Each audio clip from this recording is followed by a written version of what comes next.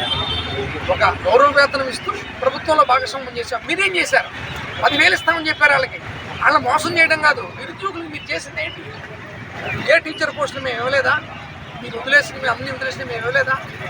ఏం చేశారు మీరు? నిరుద్యోగుల్ని హేళన చేశారు, వాలంటీర్ వ్యవస్థని హేళన చేశారు, వాళ్ళందరినీ మోసం చేశారు 10,000 అని చెప్పి. ఇప్పుడు నిరుద్యోగ వృత్తిని ప్రతి నిరుద్యోగిని మీరు ఏం చేశారు? మోసం చేశారు. నేను దాదాపుగా 2 లక్షల పైచీలకి ఇచ్చాం కదా, వాళ్ళు ఎంత బాగా చేశారో చూసాం కదా. ప్రభుత్వ సేవలన్నీ ప్రతి ఇంటి ముందుకు తీసుకువెళ్ళేలా చేశాం. వాళ్ళు కూడా దే ఫెల్ట్ వెరీ ప్రౌడ్, గర్వంగా ఫీల్ అయ్యారు. మేము ప్రభుత్వంలో భాగస్వామ్యం సేవ చేస్తున్నాం, దానికి గౌరవ వేతనం పొందుతాం. మరి మీరేం చేశారు? అసలు ఏం చేయకుండా డబ్బులు ఇస్తామని చెప్పారు. ఇచ్చారా? మీరు చేయరు కాబట్టి ఇవన్నీ చేశారు. మెడికల్ కాలేజీలు మేము కట్టినమే కదా, ఏమి మీరు చేయడానికి? అంటే అసలు సామాన్యుడు వైద్య విద్యను అభ్యసించకూడదు, ఇదే మేము అభిమతం. ఏదైనా ప్రైవేటైజేషనే.